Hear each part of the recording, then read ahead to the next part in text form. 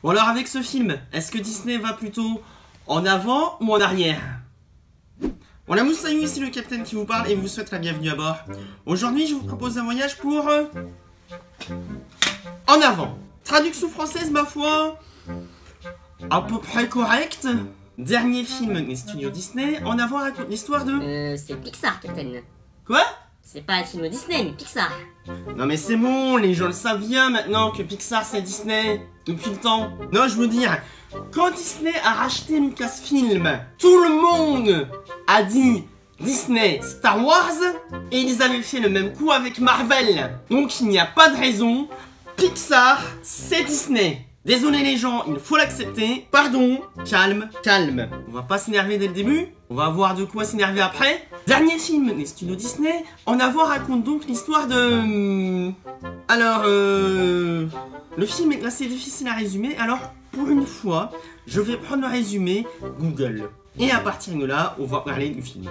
Meanwhile... Alors, dans la banlieue d'un univers imaginaire, deux frères elfes se lancent dans une quête extraordinaire pour découvrir s'il reste encore un peu de magie dans le monde.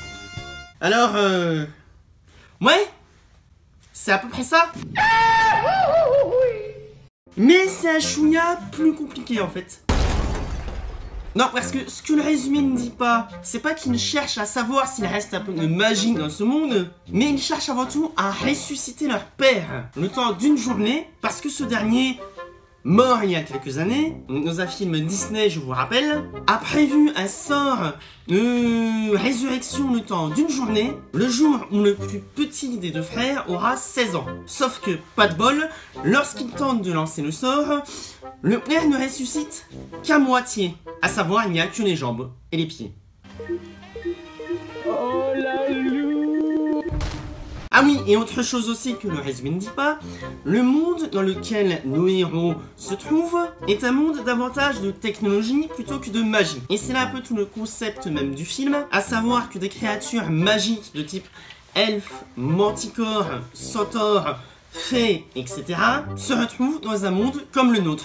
Bon, bien sûr, faut imaginer! Et d'ailleurs, à ce niveau-là, la scène d'introduction du film est globalement bien faite. Non, parce que au-delà de ça, c'est un peu tout ce que le film a pour lui. La quête en elle-même n'est pas vraiment originale. La plupart des blagues et des références dans ce film ont été vues et revues. Et ce qui est drôle là-dedans, c'est que ce sont des créatures magiques à la base. Genre, c'est rigolo de voir des fées en mode racaille sur des motos. Les personnages, sans forcément être des clichés sur pattes, ne sont pas loin derrière. Le héros est un adolescent, jeune, timide, qui a du mal à s'intégrer en cours. Le frère un peu gros et bien asocial, qui passe son temps au jeu de rôle, et qui de temps en temps est le seul des personnages principaux qui mange, il lui manquerait plus que les lunettes. Et bien sûr, c'est lui qui sait tout. C'est rigolo aussi de voir une mère un peu forte en train de faire du sport devant sa télé, et qui dit « Je suis une guerrière » en faisant son exercice, parce que vous comprenez, c'est rigolo, c'est une elfe. Et encore elfe à la peau bleue. D'ailleurs, la seule chose amusante à noter sur ce point, c'est que le héros principal, qui n'y connaît rien en magie, est un bleu. Oh, désolé, j'essaie de me mettre au niveau de l'humour de ce film. Hein. Les péripéties sont correctes, mais si vous êtes un amateur des mondes d'Heroic Fantasy, rien ne va véritablement vous surprendre, encore moins dans la magie, que ce soit les sorts de lévitation, de foudre ou de résurrection. Le fait d'utiliser les jeux de rôle comme base pour un scénario également a déjà été fait dans des séries, plus d'une fois, et traité de manière bien meilleure. La morale en soi... Bon, ok, la morale principale, si je peux la résumer ainsi, serait...